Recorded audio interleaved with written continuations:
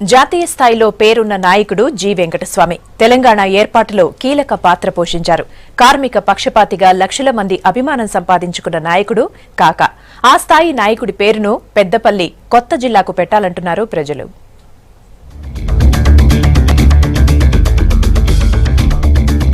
పెద్దపల్లి జిల్లాకు కాకా పేరు పెట్టాలనే డిమాండ్ రోజురోజుకు బలంగా పెరుగుతోంది. ఈ నియోజకవర్గం నుండి ఆయన సుదీర్ఘ కాలం పాటు పార్లమెంటుకు ప్రాతినిధ్యం వహించారు. ఆయన సేవలతో దేశంలో పెద్దపల్లి ప్రాంతానికి బాగా గుర్తింపొచ్చింది.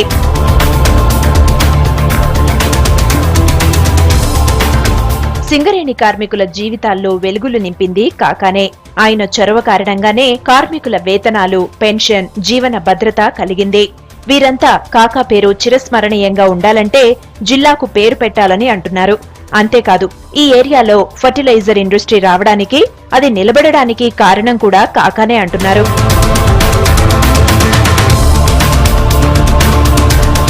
అప్పట్లో మూతపడిన రామగుండం ఫర్టిలైజర్ కార్పొరేషన్ ను కేంద్ర ప్రభుత్వంతో పోరాడి మరీ తిరిగి తెరిపించారు కాకా.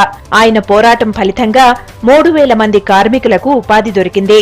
ఓయూ జేఏసీ విద్యార్థులు కూడా పెద్దపల్లి జిల్లాకు కాకా పేరు పెట్టాలని కోరుతూ కరీంనగర్ జిల్లా కలెక్టర్ కు వినతిపత్రం ఇచ్చారు. ఎందుకంటే ప్రత్యేక తెలంగాణ ఉద్యమంలో కాకా వెంకటస్వామి గారు నికర్షమైన నిబద్ధతతోనే ఉద్యమం చేయడం జరిగింది. ఆనాడు 1969లో బుల్లెట్ గాయాలతో పాటు జైలుకి వెళ్లిన ఘనత కాకా వెంకటస్వామి గారిది.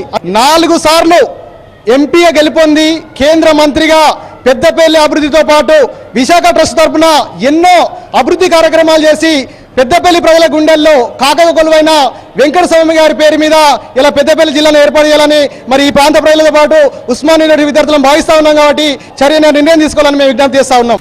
వెంకటస్వామి పేరును పెద్దపల్లికి పెట్టాలంటూ ఆ ఏరియా జెడ్పీటీసీలు డిమాండ్ చేస్తున్నారు. కరీంనగర్ జిల్లా పరిషత్ చైర్పర్సన్ కు వినతిపత్రం ఇచ్చారు. తెలంగాణ ఉద్యమానికి, పెద్దపల్లి నియోజకవర్గానికి కాకా చేసిన సేవలు గుర్తుండాలంటే వెంకటస్వామి పేరు పెట్టాల్సిందేనని అంటున్నారు.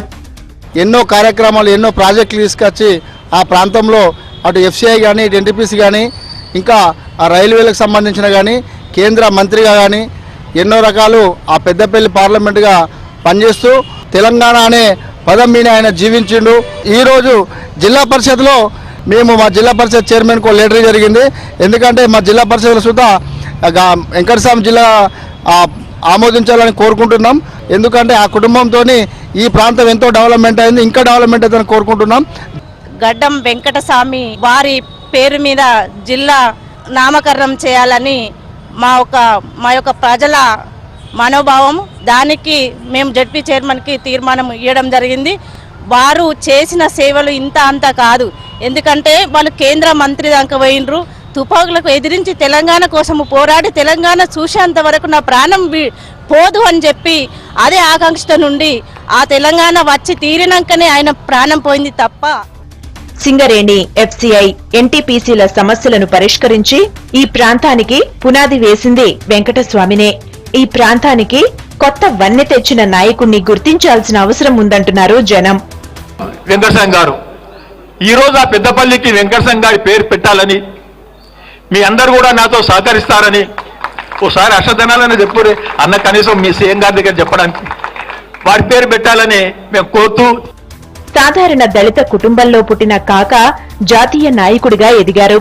పెద్దపల్లి ఏరియాకు ఎనలేని సేవలు చేశారు. అందుకే కలకాలం కాకా గుర్తుండిపోయేలా పెద్దపల్లి జిల్లాకు వెంకటస్వామి పేరు పెట్టాలని కోరుతున్నారు ఇక్కడి ప్రజలు.